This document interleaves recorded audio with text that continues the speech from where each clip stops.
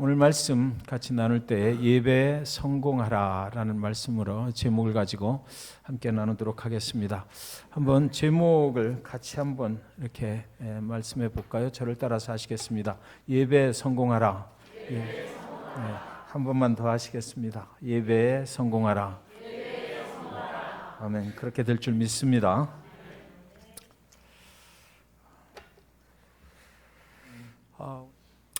여러분, 우리가 비행기를 타고 갈 때 이제 모든 준비가 끝나고 이륙하기 전에 승무원이 승객들에게 위급한 상황이 닥쳤을 때, 비상 상황이 닥치면 어떻게 해야 되는지를 앞에 나와서 열심히 설명을 합니다.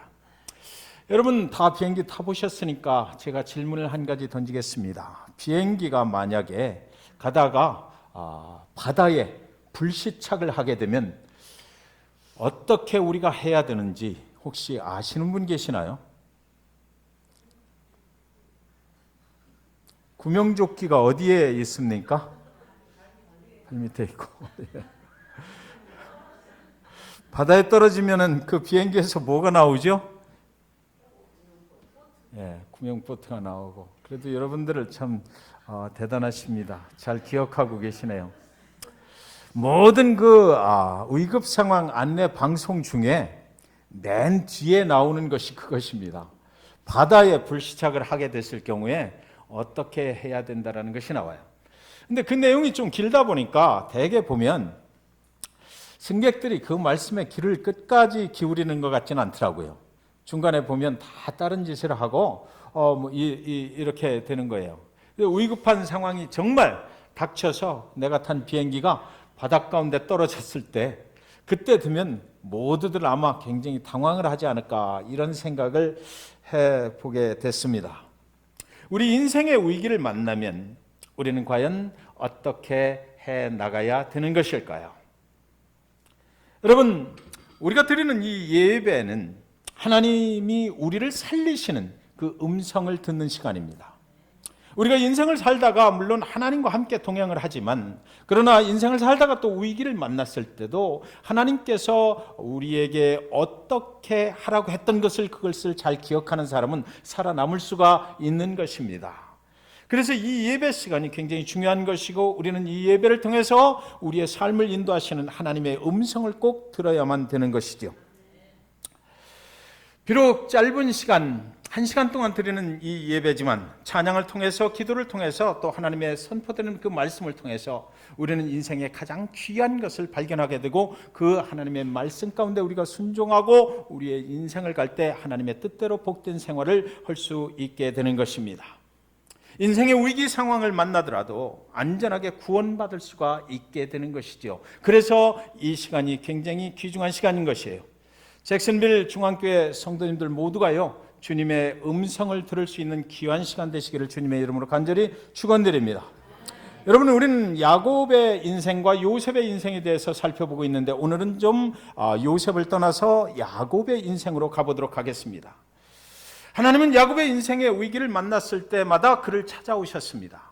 첫 번째로 야곱이 브엘세바의 아버지의 집에서 형 에서를 속이고 장자권을 뺏어서 외삼촌의 집으로 바단 아람에 있는 외삼촌의 집으로 도망을 치고 있을 때 그 광야 가운데서 외로이 쓸쓸히 밤을 맞이했을 때 돌베개를 베고 누웠을 때 그곳에 하나님께서 그를 찾아오셨습니다. 그가 앞날에 대한 불안감 때문에 두려워서 벌벌 떨면서 아무도 그와 함께 할 수 없는 그런 상황 가운데 있을 때 그 광야로 하나님이 찾아오셔서 하늘에서부터 사다리를 그에게 내려주십니다.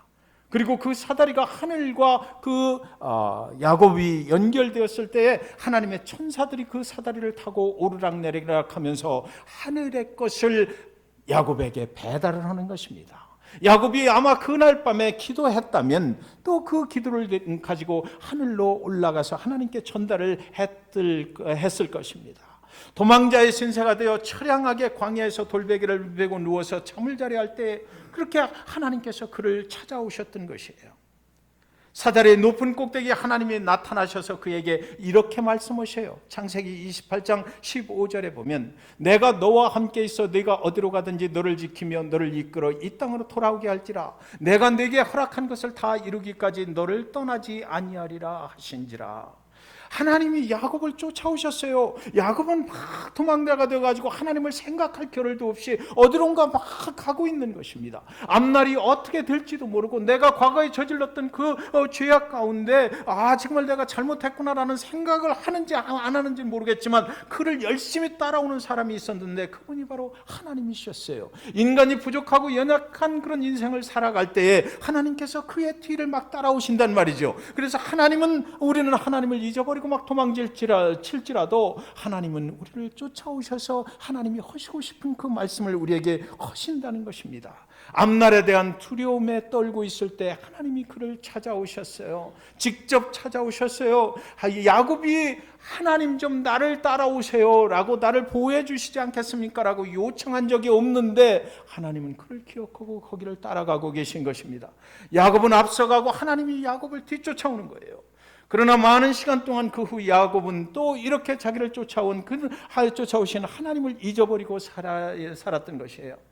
왜냐하면 그가 만난 베델의 그 하나님은 그가 스스로 원해서 만난 하나님이 아니었기 때문입니다. 저와 여러분이 어떤 때 하나님을 쉽게 잊어버리잖아요. 하나님께서 그동안 나의 삶을 뒤돌아보면 하나님께서 그때마다 찾아오셔서 우리의 삶을 위로하시고 격려하시고 해주셨는데도 불구하고 우리는 또 금방 그 하나님을 잊어버려요. 왜 그래요? 내가 찾아간 하나님이 아니었기 때문에요. 내가 요청한 하나님이 아니었기 때문에요. 하나님께서 나를 찾아오셨기 때문입니다. 그래서 우리는 때때로 쉽사리 그 하나님을 잊어버리고 살아가지 않습니까? 두 번째로 또 야복강 나루터에 찾아오신 하나님이십니다. 형 에서가 400명의 군대를 끌고 그리고 야곱을 만나러 온다고 하니까 이 야곱이 두려워서 벌벌 떨고 있는 것입니다. 자기 인간의 생각으로 전략을 세워서 보낼 것 다 먼저 앞으로 보내고 맨 나중에 자기 혼자 야복강 나루터에 남아있는 그 밤중에 하나님께서 그를 또 찾아오셨어요. 그와 씨름을 밤새하고 새벽에 나 좀 제발 놔줘라. 그리고 나서 그 하나님이 사라져 가시는 것입니다. 사라지기 전에 하나님이 가시기 전에 그 야곱의 환도뼈를 부러뜨려 버려요. 여러분, 밤새 씨름을 했거든요. 밤새 야곱과 그 하나님의 사자가 서로 씨름을 했어요. 그리고 나서 새벽이 돼서 이제 하나님의 사자가 돌아가야 되니까 그 야곱의 환도뼈를 쳐버렸습니다. 그래서 야곱이 쓰러진 거예요. 그러니까 우리 인간이 하는 싸움을 생각하면은 이때 누가 이기고 누가 진 겁니까? 하나님의 사자가 이기고 야곱이 진 거죠. 그런데 이때 네 이름을 이제 이스라엘이라 하라라고 이름을 바꿔주시면서 하나님이 뭐라고 말씀하셔요? 네가 하나님을 만나서 싸워서 이겼다라고 말씀해버리는 거예요. 하나님이 그를 계속해서 쫓아오시면서 그의 인생을 보호하시고 그를 승리케 하신단 말이죠. 하나님은 우리의 인생의 어떤 다른 부분들, 부족하고 연약한 부분들, 환도뼈가 부러져서 다시 살아갈 때 어려움을 겪게 되는 이런 부분들을 기억하시는 하나님이 아니고 하나님이 함께 하시면 하나님께서 도와주셔서 하나님의 능력으로 너는 승리할 수 있다라고 말씀해 주시는 거예요. 32장 24절 야곱은 홀로 남았더니 어떤 사람이 날이 새도록 야곱과 씨름하다가 이랬어요. 야곱은 그날 밤 당당하게 그 하나님의 사자를 만나서 씨름을 해서 승리를 하고요. 그리고 나서 이제 그동안에 어떻게 형 에서를 만나면 어떡하나 그가 나를 죽이려고 할 텐데 라는 이런 두려움에서 해방이 되어버리는 것입니다. 그리고 당당하게 형 에서를 만나게 돼요. 그리고 나서 형 에서와 아주 좋은 그런 만남을 갖게 되는 것입니다. 모든 것이 회복함을 그런 경험하게 됐던 거예요. 그리고 또 오랜 동안 야곱은 그 하나님을 잊고 살게 됩니다. 왜냐하면 야복강 나루터에서 만난 그 하나님은 야곱이 앞서가고 하나님이 뒤따라와서 만난 하나님이었기 때문이에요. 그리고 그 후 많은 시간이 또 흘러버렸어요. 야곱의 가족들은 형 에서를 만난 후에 가나안 헤브론에서 이제 살게 되었습니다. 그곳에 살고 있던 어느 날 야곱이 가장 사랑하던 아들 요셉이 17살의 나이에 형들을 찾으러 나갔다가 도단이라는 곳에서 형들이 나중에 와서 보고를 하는데 들어보니까 들짐승에게 물려서 거기서 죽었다라고 그렇게 보고를 하는 것입니다. 이 요셉은 그때부터 아버지 야곱의 가슴에 묻은 그런 아들이 되어버린 거예요. 그 현장에 자기가 가서 보지도 않았을 뿐만 아니라 그 아들을 왜 내가 그 사랑하는 아들을 거기에 보내서 죽게 만들었나. 아픈 가슴을 쓸어안고 살아가던 때에 가나안에도 큰 기근이 들었어요. 그래서 먹을 양식이 없는 것입니다. 이러다가는 가족이 모두 굶어 죽을 것만 같아 수소문을 해보았더니 애굽이라는 나라에는 아직 양식이 있다는 것이에요. 그래서 자기 아들들을 애굽으로 내려보냅니다.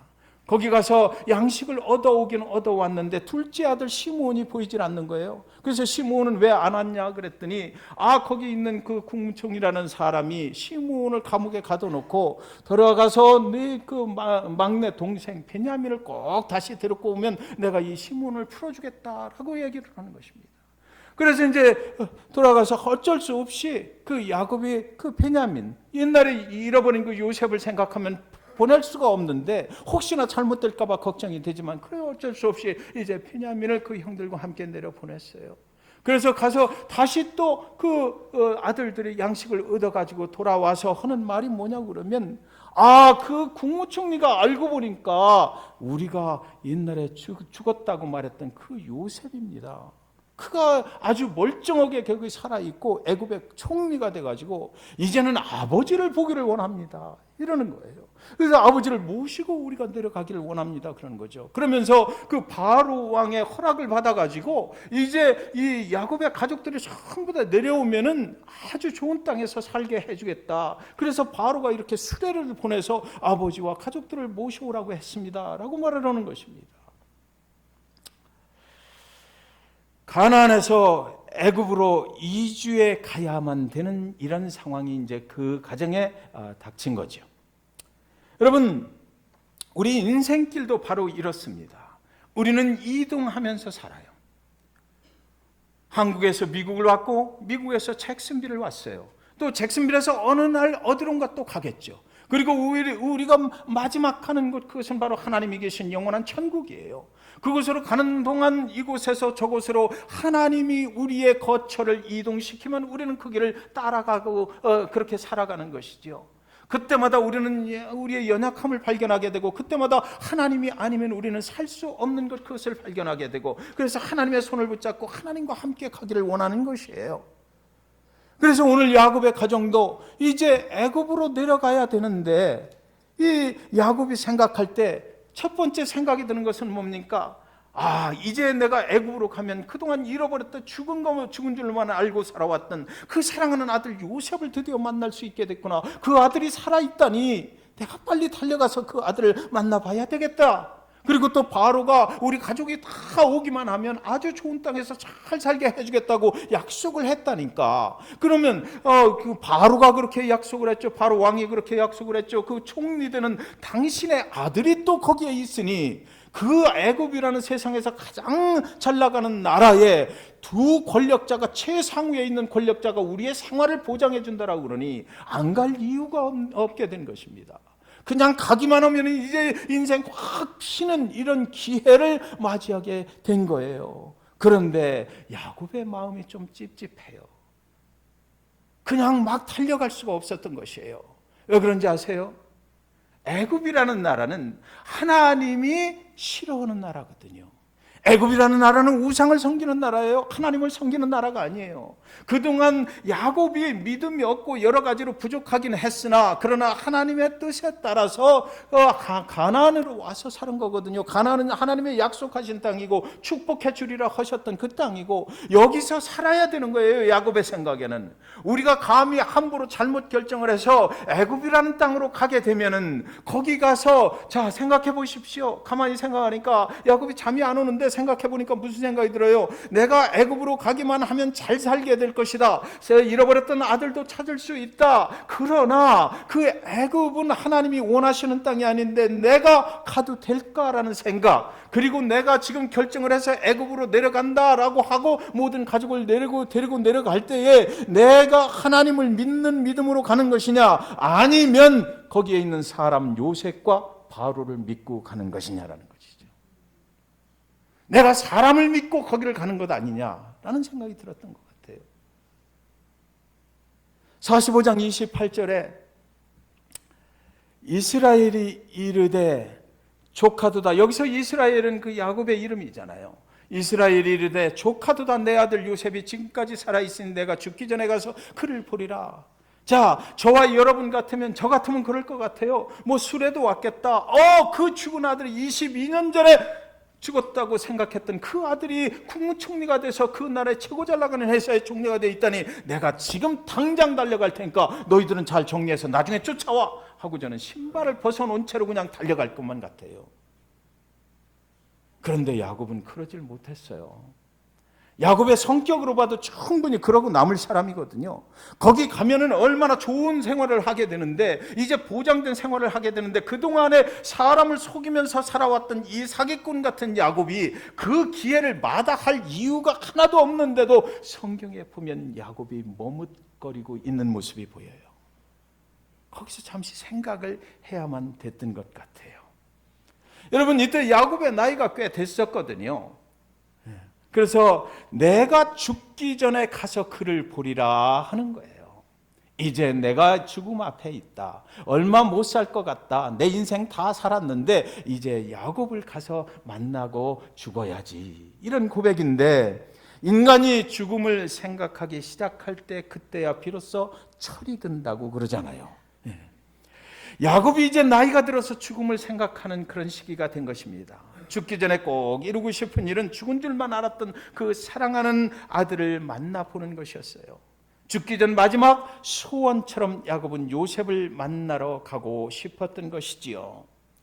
그냥 가서 보면 될 텐데, 근데 성경은 야곱이 멈추었다, 이제 다른 일을 또 했다라고 기록이 되어 있습니다. 야곱에게는 큰 두려움이 그 마음속에 생기기 시작했던 것이죠. 요셉을 만나는 것보다 바로가 자기에게 줄 그 앞으로 휘황찬란한 그 미래를 살아가는 그것보다 지금 더 중요한 문제가 있구나 하는 것을 야곱은 깨달았던 것 같아요. 그래서 거기서 잠시 머무르면서 이것이 내가 갖는 기회일까? 아니면 내가 그대로 달려갔을 때 어쩌면 이것이 인생의 또 다른 위기를 초래할 수 있지 않을까라는 것을 생각을 해야만 됐다라는 것이죠. 중요한 문제가 있는 것입니다. 우리의 인생의 길을 이곳에서 저곳으로 옮겨갈 때 하나님을 믿는 백성들이 꼭 기억해야만 하는 것은, 이것은 사단이 주는 기회인가 아니면 하나님이 주시는 기회인가, 이것을 분명하게 확인을 해야 된다는 것입니다. 그래서 우리는 하나님 앞에 나가야만 되는 거예요. 그런 기회가 왔을 때, 그런 시간이 왔을 때 하나님 앞에 나가서 이것이 하나님이 주시는 기회라는 것을, 하나님이 원하시는 것이라는 것을 확증받지 아니하면 우리는 가면 안 되는 거죠. 야곱은 거기 내려가면 잠시 동안 거기 머물고 올 수 있을 것인가, 아니면 그것이 영원까지 사단의 나라 애굽에 가서 잡혀서 사단의 볼모로 살아야 될 것인가를 생각을 해야만 했던 것입니다. 그 문제가 풀리기 전에는 그런 길을 떠나면 안 되는 것이었어요. 여러분, 이 일이 있기까지 야곱이 하나님을 앞서갔어요.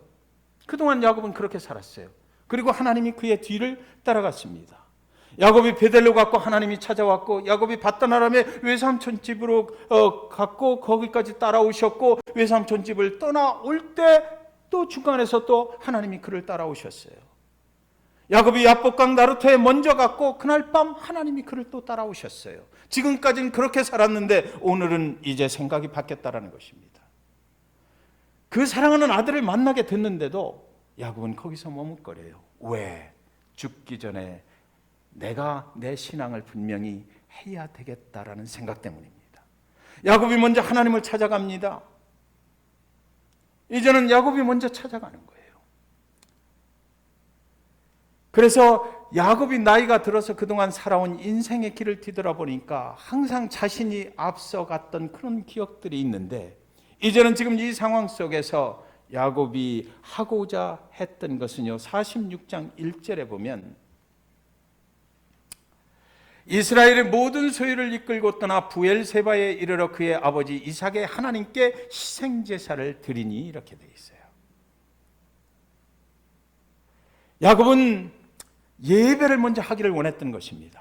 그 애굽으로 내려가기 전에 좋은 것만 보이는 것, 그것만 가지고 그 애굽으로 달려가는 것이 아니라, 이제는 내가 이 길이, 내가 애굽으로 내려가는 길이 정말 하나님이 원하시는 길인지 아닌지 먼저 예배하면서 하나님의 음성을 들어야 되겠다, 그 확답을 받아야 되겠다, 그리고 나서 결정을 해야 되겠다라고 했던 것이에요. 야곱은 그때 이렇게 기도했을 것입니다. 그 예배를 드리면서, 사랑하는 아버지 하나님, 죽은 아들을 이제 찾았습니다. 그가 애굽이라는 나라의 국무총리가 됐다고 그래요. 그래서 나를 내려오라고 그러네요. 내가 여기 내려가면 잘 살 수 있을 것 같아요. 나의 모든 가족들도 다 데리고 내려오라고 그러는데, 그런데 하나님, 정말 이 길을 가도 되는 것일까요? 요셉을 믿고 가면 되는 겁니까? 아니면 그 나라의 바로의 왕을 믿고 가면 되는 것입니까? 이것이 정말 하나님, 당신이 나를 향하신 당신의 뜻입니까? 라고 야곱은 그날 그 예배를 통해서 물었을 것입니다. 그리고 하나님, 우리는 가면 다시 돌아올 수 있는 것일까요? 하나님이 원하는 나라, 하나님이 원래 가라고 했던 그 나라로 다시 돌아와야 될 텐데, 그것을 하나님 보장받을 수가 있는 것입니까? 하나님, 나는 하나님의 약속의 땅에 돌아와서 이곳에서 죽어야 될 텐데, 내 그 죽음을 여기 와서 하나님의 약속의 땅에 묻어줄 사람이 누가 있는 것입니까? 하나님 말씀해 주세요. 하나님의 음성으로 듣게 해 주세요라고 그렇게 말했을 것입니다. 그래서 사랑하는 여러분, 오늘 성경에는 무슨 제사를 드렸다고 되어 있어요? 희생 제사를 드리니, 이렇게 되어 있습니다. 아브라함이 자기 사랑하는 아들 이삭을 모리아산 정상에서 번제의 희생의 제물로 드렸던 그 장면이 연상되지 않습니까?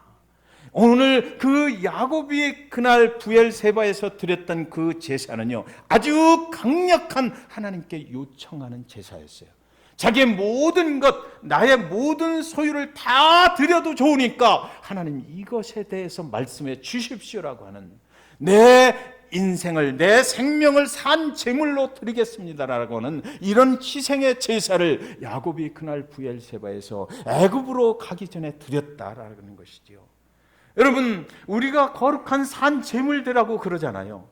우리의 예배는 바로 그런 것이에요. 하나님께서 나의 인생을 향한 그 이야기를 듣고 싶으시다면, 저와 여러분이 하나님의 음성을 듣고 나의 어떤 일들을 결정하고 싶으시다면, 우리도 하나님 앞에 나갈 때 이런 모습으로 나가야 된다라고 지금 성경은 말하고 있는 것이죠. 희생의 제사를 드리라, 내 모든 것을 가지고 드리라. 가인과 아벨의 제사를 여러분 기억하시지요?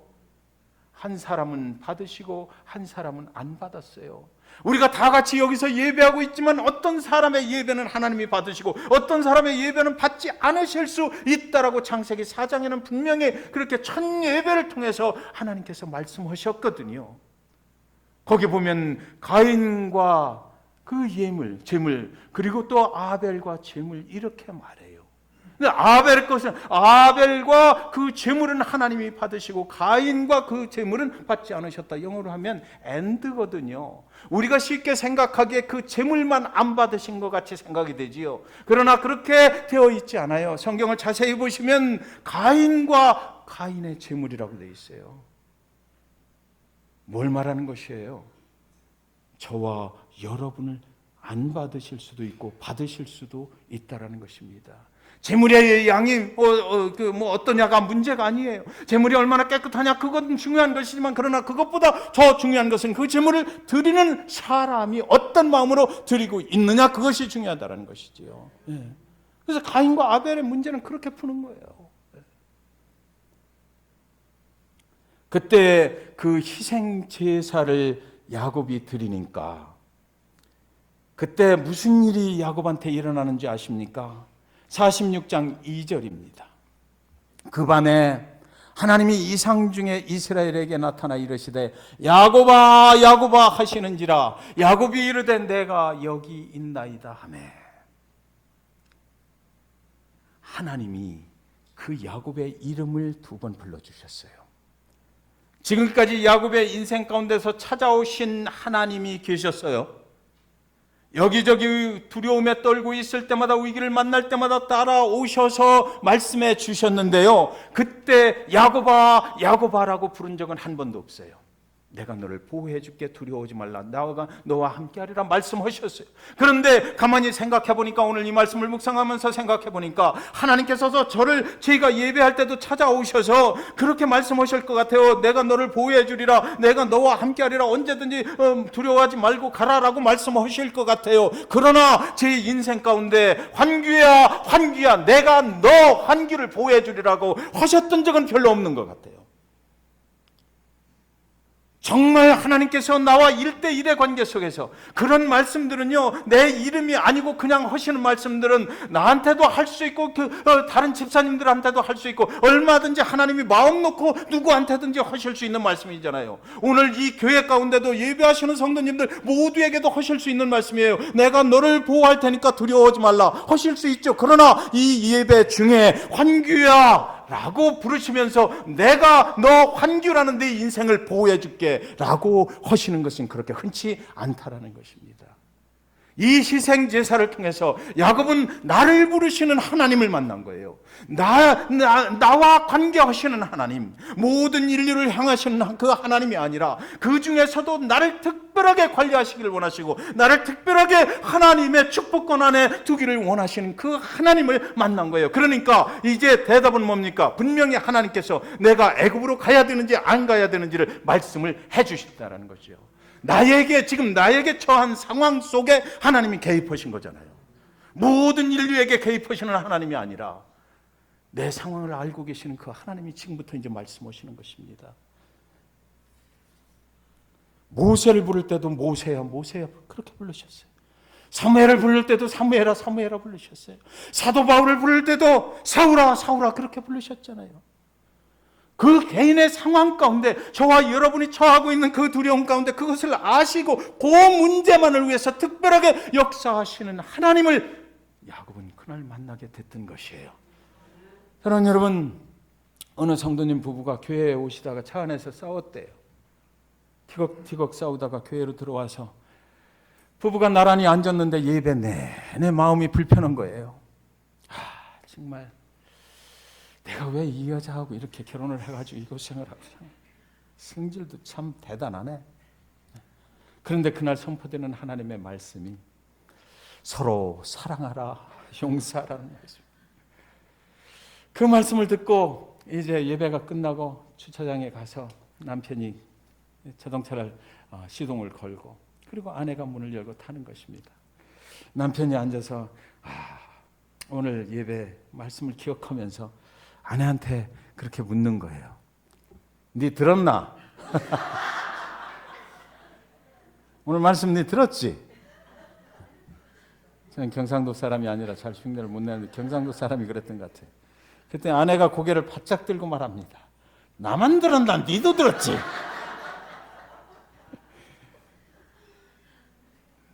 가기 싫은 교회 억지로 갔다가 아무리 좋은 말씀을 들어도 그것이 나에게 주시는 말씀이 되질 않았다라는 것이죠. 하나님은 그들에게 말씀을 하셨지만 듣는 그들에게는 자신을 부르시는 하나님의 음성으로는 들리지를 않았다라는 것이에요. 성경은 말해요. 희생의 제사를 드릴 때 야곱을 부르시는 하나님의 음성을 그는 들었다. 전심으로 예배했던 말이거든요. 전심으로 예배할 때 하나님이 내 상황 가운데 직접 개입하시는 그 음성을 그는 들었다라는 것이죠. 우리 모두는 이런 하나님의 음성을 들으실 수 있기를 주님의 이름으로 간절히 축원드립니다. 이것을 갖다가 우리는 성공적인 예배라고 말하는 것입니다. 나에게 주시는 특별한 하나님의 음성을 듣는 것이 성공적인 예배예요. 모두에게 주시는 말씀이 아니고요. 우리는 나를 부르시는 하나님의 음성을 들어야만 합니다. 그 하나님의 음성을 직접 듣고 난다면 우리의 인생은 필연코 부흥하게 될 줄 여러분 믿으시기 바랍니다. 46장 3절 4절에 하나님이 이르시되 나는 하나님이라 네 아버지의 하나님이니 애굽으로 내려가기를 두려워하지 말라. 내가 거기서 너로 큰 민족을 이루게 하리라. 내가 너와 함께 애굽으로 내려가겠고 반드시 너를 인도하여 다시 올라올 것이며 요셉이 그의 손으로 네 눈을 감기리라 하셨더라. 자, 하나님이 참 기가 막혀요. 요셉의 마음속에 어떤 걱정, 근심, 두려움이 있었는지를 정확하게 짚어내셨어요. 두려워하지 말라. 거기 내려가라.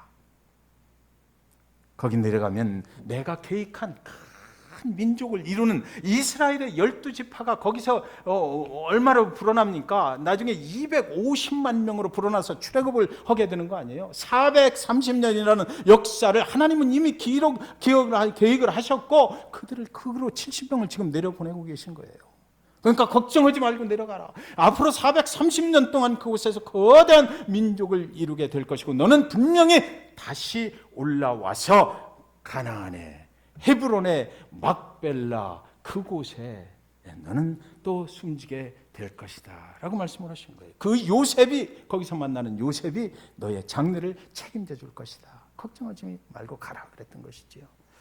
야고바 부르시는 그 하나님 그분의 음성을 들을 때 이렇게 개인적으로 야곱의 상황에 딱 맞게 하나님께서 그 해결책을 제시해 주셨던 것이에요. 이 말씀을 들었으니까 야곱은 이제 모든 소유를 이끌고 당당하게 애굽으로 내려갈 수가 있게 되었던 것이지요. 사랑하는 여러분, 저에게는 제 인생 살면서 아주 특별한 경험을 한 번 한 적이 있습니다. 그 예배는 평생을 가도 잊을 수가 없는 예배예요. 그것은 우리 장모님의 장례 예배였습니다. 제가 결혼하고 한 5년쯤 됐을 때 장모님이 저는 서울에 있었고 장모님은 대전에 시골에 계시다가 대전에 친척의 결혼식이 있어서 거길 가셨다가 타고 가시던 차가 굴러버렸어요. 그래서 장인 장모님 타셨는데 장인께서는 이제 치료를 받으시고 괜찮아지셨고 그리고 장모님은 거기서 숨을 거두시고 말았습니다. 저는 그때 믿음이 없었던 때예요. 교회는 다녔지만 굉장히 믿음이 약해서 믿음으로 세상 일들을 보지 못했던 그런 때였습니다.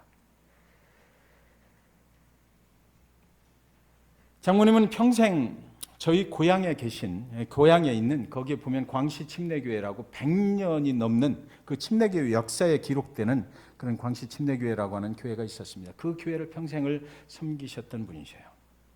대전에서 장례를 하고 그리고 나서 이제 그 운구차가 고향으로 가는 것입니다. 평생 섬기셨던 그 교회가 있는 그 곳으로 갔어요.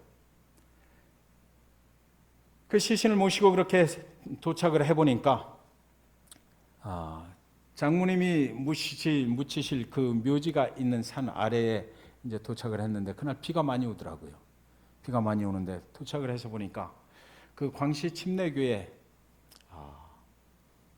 여자 성도님들이 상여를 준비해 놓고 그리고 나서 성가대 그 옷을 다 입고 성가대원들 중심으로 했던 것 같아요. 하얀 성가대복을 입고 거기 상여를 다 지려고 지금 대기하고 있는 것입니다.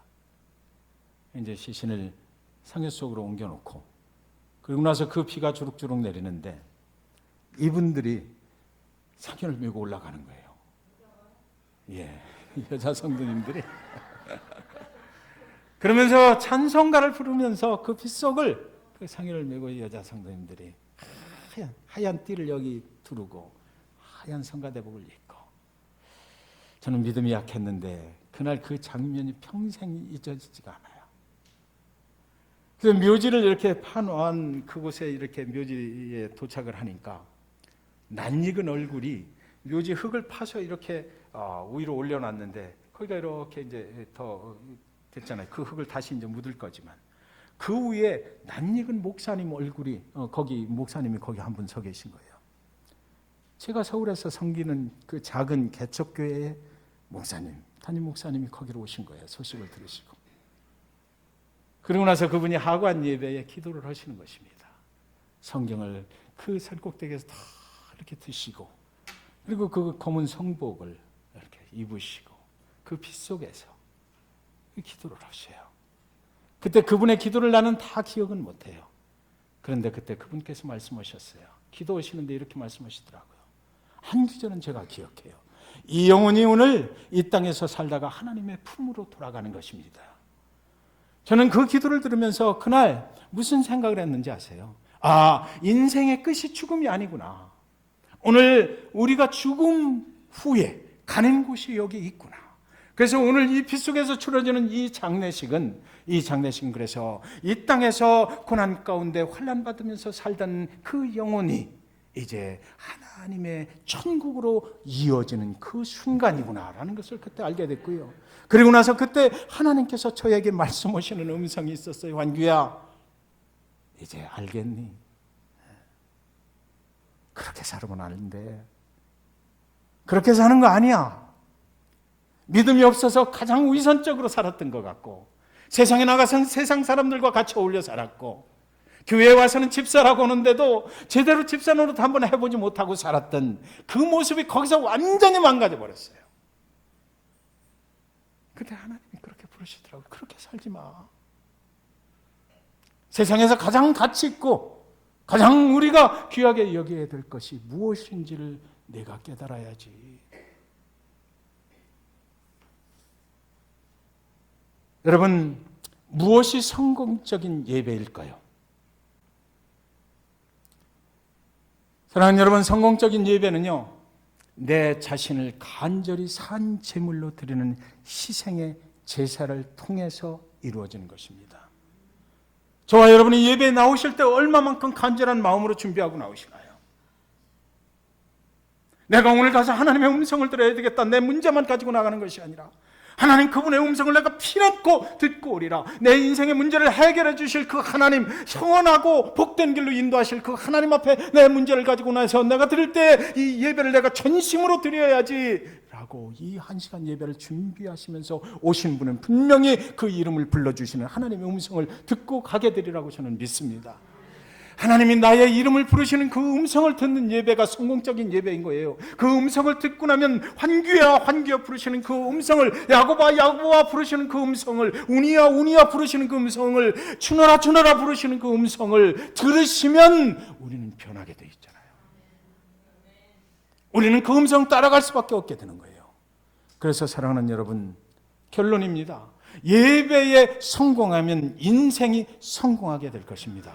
저와 여러분의 인생이 그 음성 들으심으로 성공하시는 인생 되시기를 주님의 이름으로 간절히 축원드립니다.